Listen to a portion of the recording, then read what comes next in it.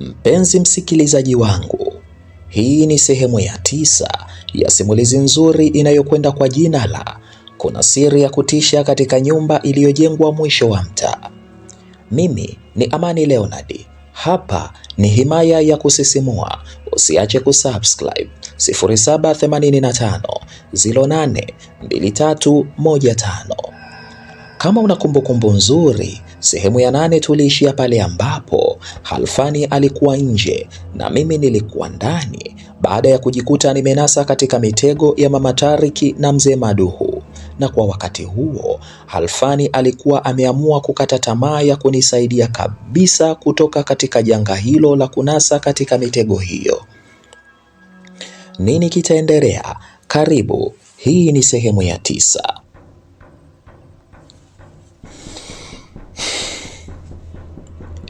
Basi Mama Tariki walitoka nyumbani kwake akiwa na Mzee Maduhu kwa shauku sana, kwa sababu walikuwa wameshafanikiwa kuniweka kizuizini na ile mitego yao ya kichawi walioitega ndani kwangu. Giza lilikuwa limeanza kuingia na tayari muda huo walikuwa wameandaa mpango mzima wa kuweza kufika nyumbani kwangu na kuweza kunichukulia bangili hiyo ya kichawi ili waweze kuirudisha tena katika himaya yao. Basi walifika hadi nyumbani kwangu na kuanza kusota karibu na kona ya ukuta wangu katika hali ya kichawi, kisha wakapotea katika eneo hilo na kutokea upande wa ndani wa chumba changu ambapo ndipo nilipokuwepo. Walifanikiwa kunikuta, lakini nilikuwa na watizama tu, ni kama nilikuwa nimechoka sana na nilikuwa nimejilaza chini sakafuni ndani ya chumba changu hiko. Basi Mama Tariki alinishika kichwani huku akinuizia maneno fulani ya kichawi, na baada ya dakika kadhaa tuliweza kupotea katika eneo hilo, na hapo tukajikuta tumetokea eneo lingine kabisa ambalo lilikuwa ni eneo lenye mapori sana kwa wakati huo, na lilikuwa linatisha sana kutokana na mandhari yake jinsi ilivyokuwa. Nadhani tuchukue bangili kwanza, turudishe utawala na nguvu zetu, alafu tumuue mwanadamu huyu mshenzi, kisha tumwache hapa hapa maporini, aliongea Mzee Maduhu. Na hapo Mama Tariki akaanza kuiangalia mikono yangu ili kujua bangili nilikuwa nimeivaa mkono upi.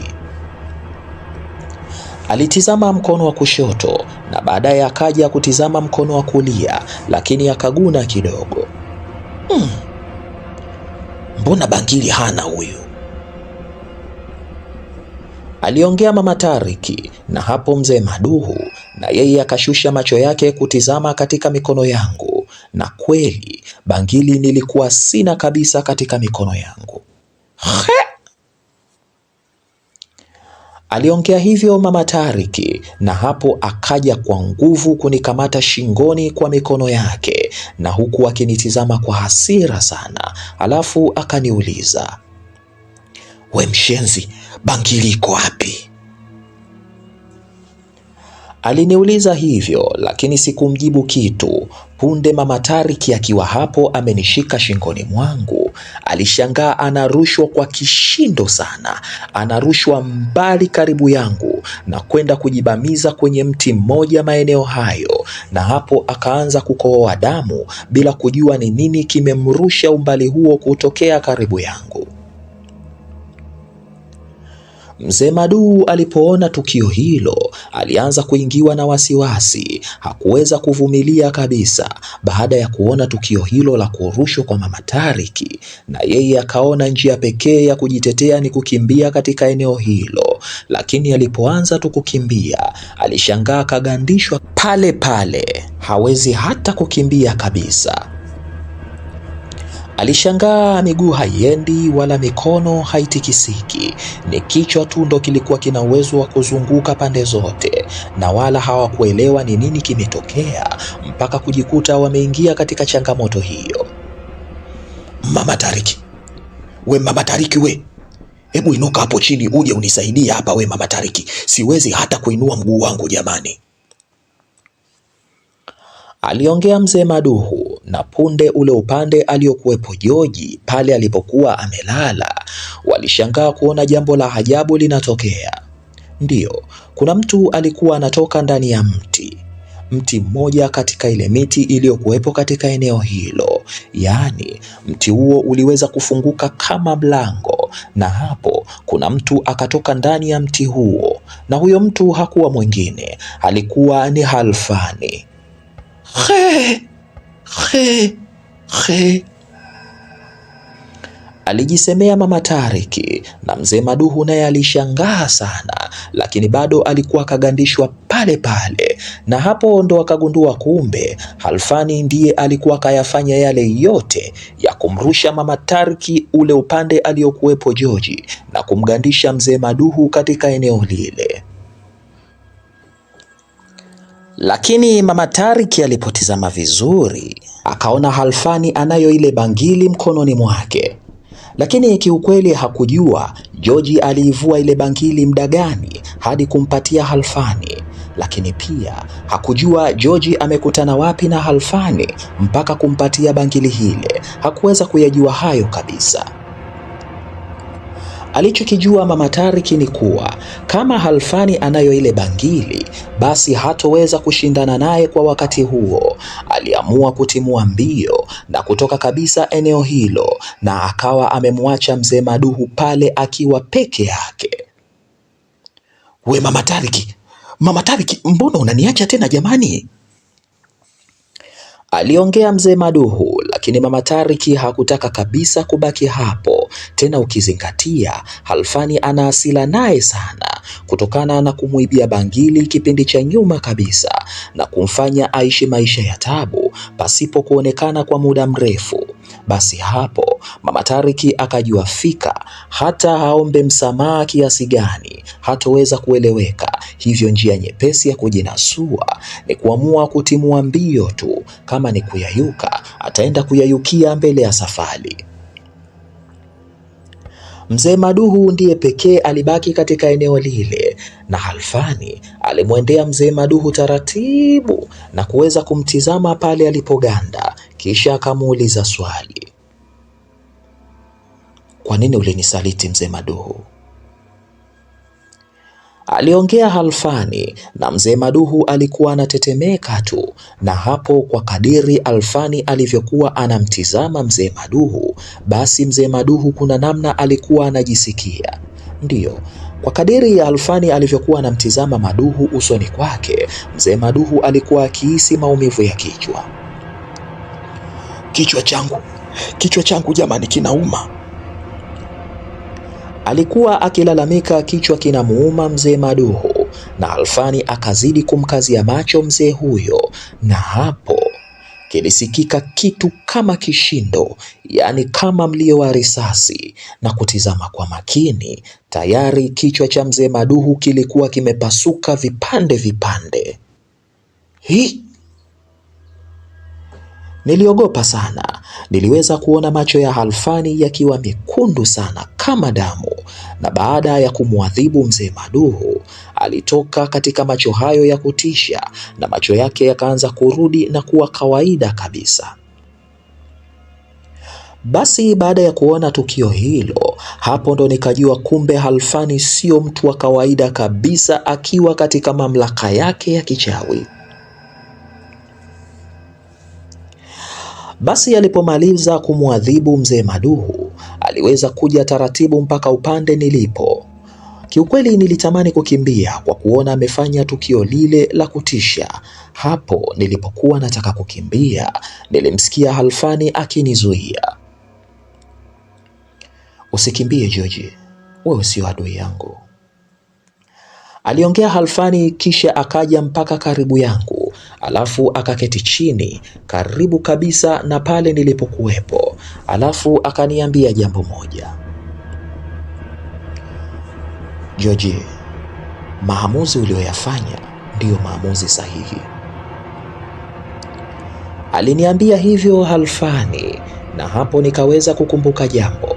Ndiyo, aliponiambia hivyo nikakumbuka masaa kadhaa nyuma nilipokuwa nimenasa ndani ya chumba changu katika mtego wa Mama Tariki na Mzee Maduhu, huku mkono wangu ukiwa umevimba kwa maumivu makali sana.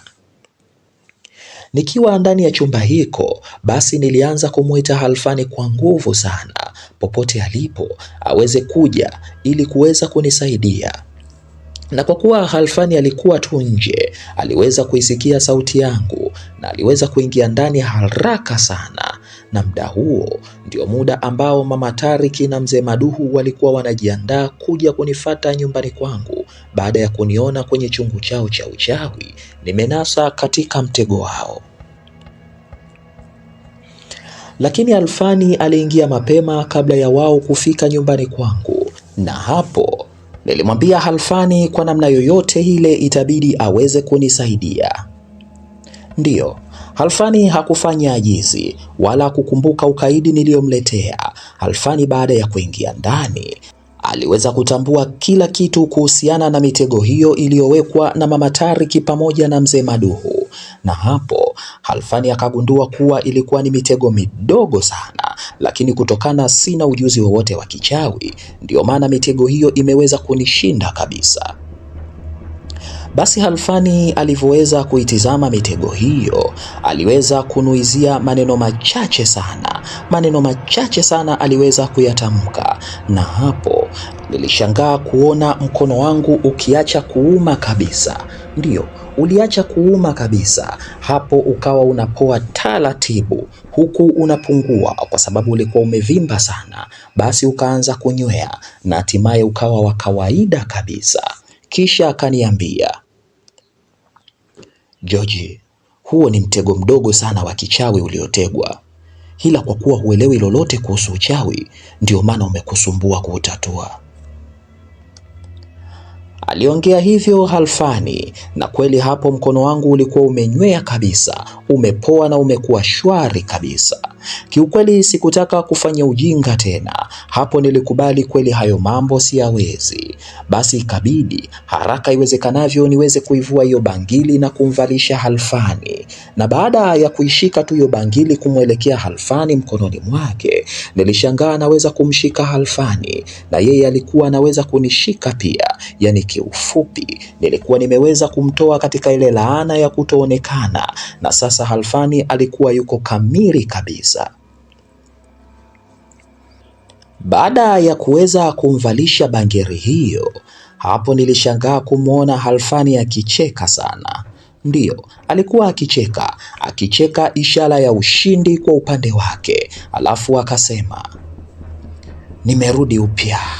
Asante sana George. Sasa hawa panya watanieleza. Aliweza kuongea maneno hayo Halfani, alafu akaendelea kuniambia, na waona wako njiani wanakuja kichawi. Basi wewe lala hivyo hivyo, waache waje, mimi nitamalizana nao. Aliniambia hivyo, na ndipo na mimi nikajilaza sakafuni hapo. Na hapo Halfani alitoka na kuniacha pale ndani, lakini sikujua ameelekea wapi kwa wakati huo. Na hapo ndipo Mama Tariki na Mzee Maduhu waliweza kufika na kunichukua, kisha tukaja hapa maporini wakitaka kunivua bangili na kuniua kisha kunitelekeza hapa hapa. Lakini ndiyo muda huo hawakuiona hiyo bangili kabisa, kumbe ndo tayari nilikuwa nimekwisha mpatia Halfani. Basi nilikumbuka hayo, na hapo nikaweza kurudisha kumbukumbu zangu, halafu nikamjibu Halfani tukiwa hapo maeneo ya mapori. Halfani, japo nimesha kupatia bangili, ila ni vyema uniambie bangili hii ina nini, na kwa nini ni ya muhimu sana, na kwa nini ina nguvu sana, asili yake ni ipi? Nilimuuliza Halfani, na hapo Halfani akaweka koo lake vizuri ili aanze kunieleza kila kitu kuhusu hiyo bangili. Hakufanya ajizi, ilibidi tu aweze kunielekeza kila kitu. Basi tunakuja upande wa Mama Tariki, ambapo muda ule aliweza kukimbia kutoka katika maeneo hayo ya mapori hadi kufika nyumbani kwake, na muda huo tayari giza lilikuwa limekwisha taradadi kwa nguvu zote. Na hapo akaingia mpaka ndani kwake, ambapo alipofika alianza kumuita mtoto wake. Tariki, we Tariki we, pumbavu uko wapi? Aliita mama Tariki na punde mtoto wake Tariki akaitika na kuweza kutoka chumbani kwake alipokuwepo na kumfata mama yake kule alipomuita. Mama Tariki alikuwa chumbani kwake amekaa chini. Ni baada ya kuchukua pembe zake mbili za kichawi anazoziwekaga juu ya ukuta. Basi alizitoa pembe hizo na kuziweka juu ya ungo mdogo kabisa, na yeye akakaa chini akanyoosha miguu yake na ungo huo akauweka katikati ya miguu yake. Akiwa amekaa hapo, punde Tariki alifika mlangoni kwenye chumba hiko cha mama yake na kuanza kubisha hodi. Hodi, mama, unasemaje? Aliuliza Tariki, na mama Tariki akajibu kwa jazba sana, ingia ndani. Alitoa amri hiyo mama Tariki, na Tariki hakufanya ajizi kumsikiliza mama yake, akaingia ndani. Kisha mama yake akamwambia mtoto huyo, kaa chini. Basi Tariki aliweza kutii, akakaa chini, na hapo mama Tariki alifungua kiganja cha mkono wake, na alipofungua alikuwa na kifungo cha shati ambalo kifungo hicho kilikuwa kimetoka katika shati la Joji ambacho alifanikiwa kukitoa kifungo hicho kwenye heka za kule maporini.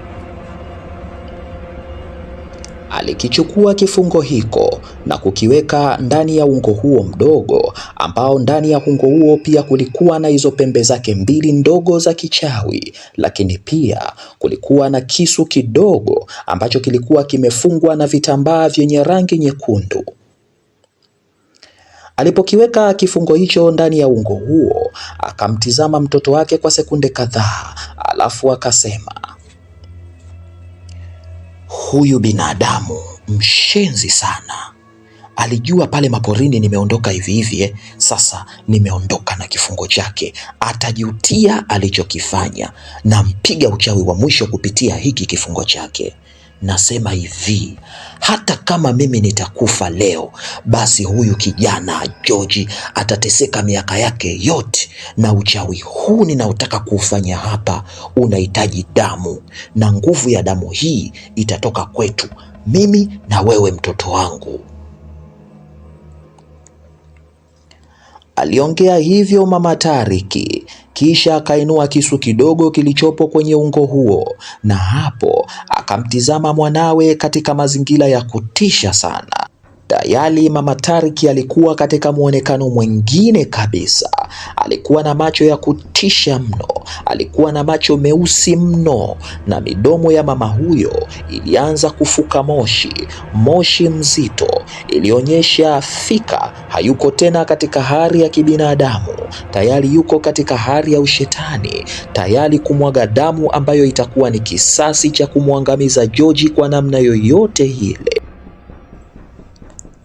Basi mtoto Tariki alipomwona mama yake yupo katika hali ile, alipiga kelele kwa nguvu sana, kwa hofu kubwa mno baada ya kumwona mama yake katika hali ile. Nini kitaendelea? Hii ni sehemu ya 9. Tuonane sehemu ya 10, na itakuwa sehemu ya mwisho kabisa ya mkasa huu unaokwenda kwa jina la kuna siri ya kutisha katika nyumba iliyojengwa mwisho wa mtaa. Mimi ni Amani Leonard. Hapa ni Himaya ya Kusisimua. Usiache kusubscribe ili uwe wa kwanza kupata kila mtiririko wa episodi ya simulizi tunawachia katika chaneli hii ya Himaya ya Kusisimua. Muda wote ulikuwa na mimi Amani Leonard. Tuonane katika sehemu ya mwisho, sehemu ya 10 ya mkasa huu. Chao.